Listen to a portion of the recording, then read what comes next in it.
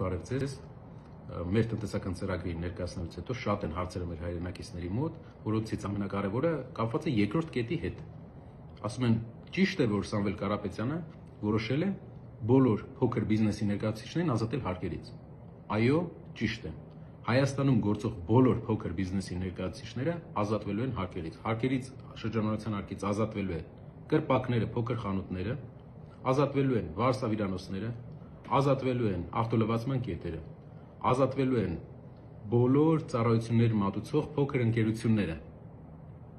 Եվ սա կարևոր քայլ է, այստեղ կա տնտեսական նպատակահարմարություն։ Գիտեք ինչ ենք մենք դա անում։ Առաջինը, որ այս ընկերությունները սկսեն մեծանալ, որ այս միջոցները, խնայած միջոցների հաշվին, նրանք նոր աշխատատեղ ստեղծեն, նոր մարդիկ ներգրավեն, որ մենք հաղթենք գործազրկությունը Հայաստանում, քանի որ գործազրկությունը աղքատության հիմքն է։ Բայց ինչ հարց են մեզ տալիս, ասում են, իսկ ինչպես է բյուջեն այդ դեպքում դիմանալու։ Շատ լավ հարց է, շնորհակալ ենք, որ տալիս եք, բայց մի տարօրինակ թիվ ասեմ ձեզ։ Հայաստանում գործող ընկերությունների 70%-ը վճարում է հարկերի ընդհանուր բյուջեի ընդամենը 2.5%-ը։ Այսինքն, ամբողջ փոքր բիզնեսը շրջանառության հարկով հարկվող վճարում է ընդամենը մեր բյուջեի 2.5%-ը։ Ես ձեզ վստահեցնում եմ, որ մենք ոչ թե 2.5% ենք գտնելու եւ ավելացնելու, այլ մեծ բիզնեսի եւ տարբեր տնտեսական ծրագրերի հաշվին տասնյակ տոկոսներ է բյուջեն ավելանալու եւ չի լինելու փոքր բիզնեսին հարկելու կարիքը։ Իսկ դուք պատկերացնում եք մի երկիր, որտեղ փոքր բիզնեսը չի հարկվում, փոքր բիզնեսը չի առնչվում հարկայինի հետ եւ միակ խնդիրը, որ պետությունը դնում է փոքր բիզնեսի առաջ, մեծանալ, դառնալ միջին բիզնես, այդ ժամանակ արդեն թող սկսի շահութարկ վճարել։ Բայց փոքր բիզնես լինելու ժամանակ պետությունը միայն չխանգարելու քաղաքականություն է վարում։ Երկրորդ հարցը, որ ես իմացա, որ տվել են, մեզ դա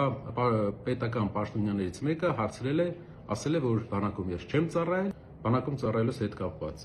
որպեսզի դուք վստահ լինեք, որ ինչ նախապատմություններ կա։ Սա իմ նամակն է,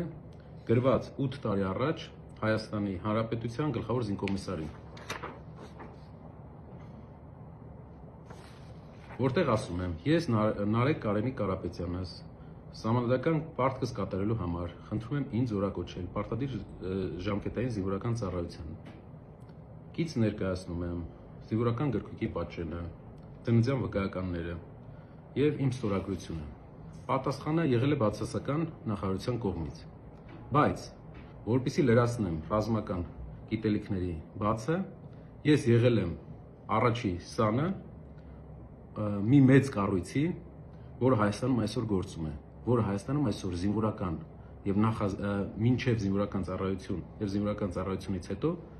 ռազմական գիտելիքներ տալու ամենամեծ կառույցն է Հայաստանում եւ հազարավոր երիտասարդներ են այնտեղ հաճախում։ Ես եղել եմ առաջինը։ Կարելի է ասել, իմ վրա է փորձարկվել այդ համակարգը եւ ես ուրախ եմ եւ ես շնորհակալ եմ այն հրամանատարից, ում հետ աշխատել եմ այս ուղղությամբ։ Մի օր կներկայացնեմ դա, երբ ներկայացնենք մեր անվտանգային ծրագիրը։